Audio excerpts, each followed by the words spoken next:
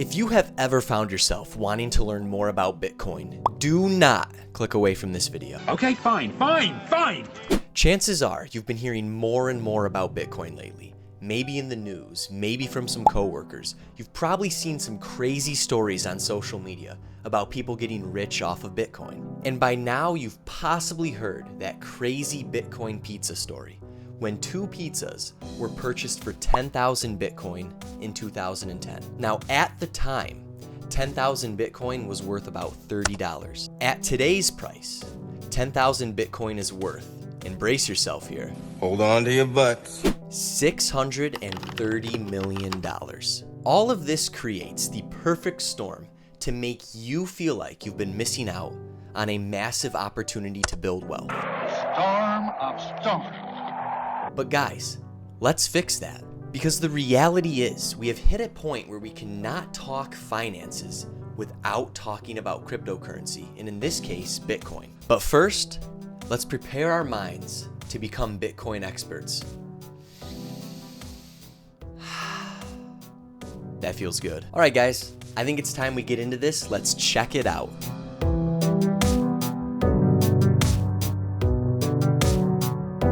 If you are returning to the channel, welcome back. We are so glad to have you here. And if you are new to the Financial Bartender, our motto here is very simple. We build wealth and wellness on a bartender's salary. So pull up a stool, grab a drink, subscribe to this channel. Go ahead, subscribe to this channel, and let's change our lives together. My job today is to explain Bitcoin to you in the simplest way possible, so that by the end of this video, you will be able to join in on crypto conversations with that annoying coworker 3 cubicles down and not look like a fool. And let's start with the obvious question, what is Bitcoin? In 2008, an anonymous developer under the pseudonym Satoshi Nakamoto released a white paper in which he introduced the concept of Bitcoin to the world.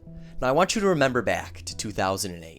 Did you know Bitcoin was that old? Because I certainly didn't. I mean, at that point I was in 3rd grade being a menace to my teachers. Bitcoin would then grow into the world's first decentralized cryptocurrency.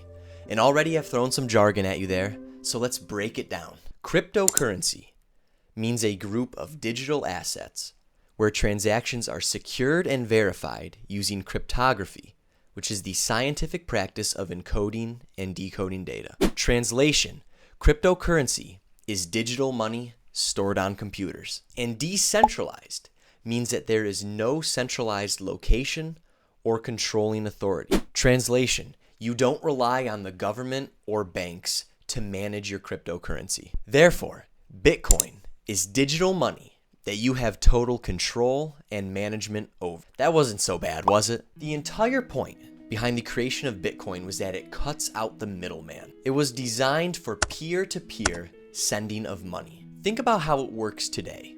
If you want to send someone money, you have to take that money out of the bank.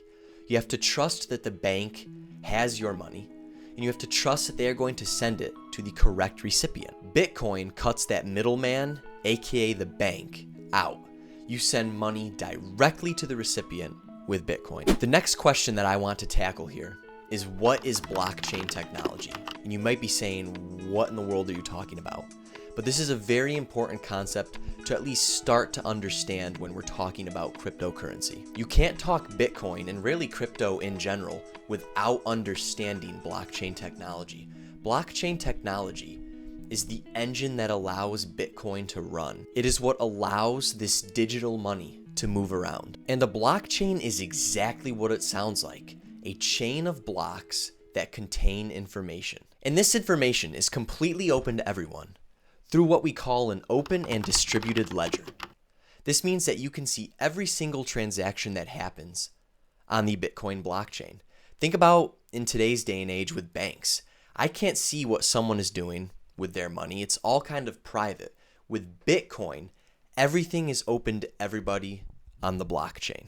Now, each block on the blockchain contains 3 parts: the data, the hash, and the hash of the previous block. Now, the data stored on each block depends on the type of blockchain. On the Bitcoin blockchain, the data will be a transaction. It will show the sender, the recipient, and the amount of coins moving around. And then the hash is the block's unique code. You can almost think of it like a fingerprint.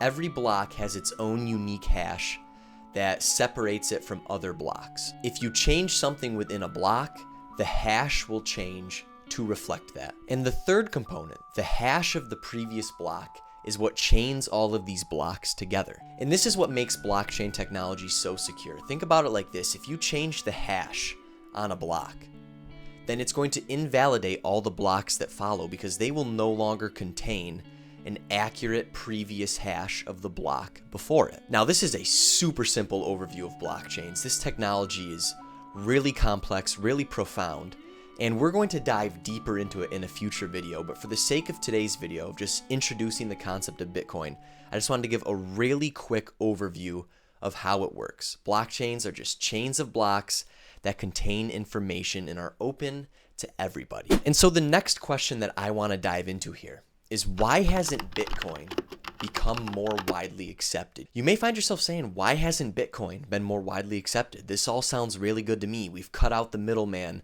We're in charge of our money. And Bitcoin was originally meant to do just that, become a globally accepted legal tender so that people could send money to each other all over the world. But one of the main problems with Bitcoin right now is its volatility. The price is changing second to second, minute to minute. Think of it like this: you might buy a $3 cup of coffee with Bitcoin, and then 10 minutes later that same cup of coffee might be worth $5. You can see where this can be an issue. It's very different from our concept of the dollar, for example, where that value is really locked in. And so actually what we have seen right now with Bitcoin is a very large investment interest. People are putting money into Bitcoin just like they would do with a stock, and hoping that they can buy at a lower price and then sell at a higher price. And that's the really cool thing with crypto right now. There's kind of two sides to it.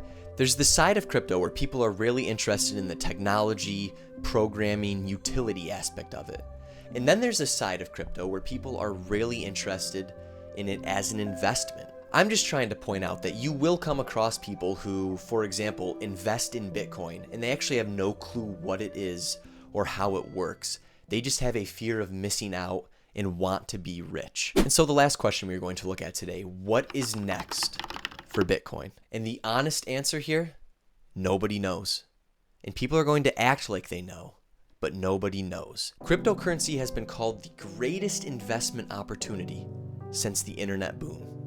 Cryptocurrency has also been called a Ponzi scheme. You are going to come across people who believe Bitcoin will climb to 100K, 500K, maybe even $1 million. You will find people who are skeptical and believe that Bitcoin is going to bottom out and everyone is going to lose all their money. The reality is that there are always two sides to everything, and I preach on this channel the importance of doing your own research and investing in things that you believe in. You are going to find plenty of YouTube videos telling you to invest in Bitcoin right now, before it's too late. Don't miss out. Don't just follow them because they're really hyper on camera and they have a really good thumbnail and a really good title. Don't just start investing in Bitcoin because you're scared that you're gonna miss out on some opportunity to build wealth. If you decide to invest in Bitcoin, do so because you have done your own research. And if you find that you need help doing research and boosting your financial IQ, then boy, do I have a video for you right here.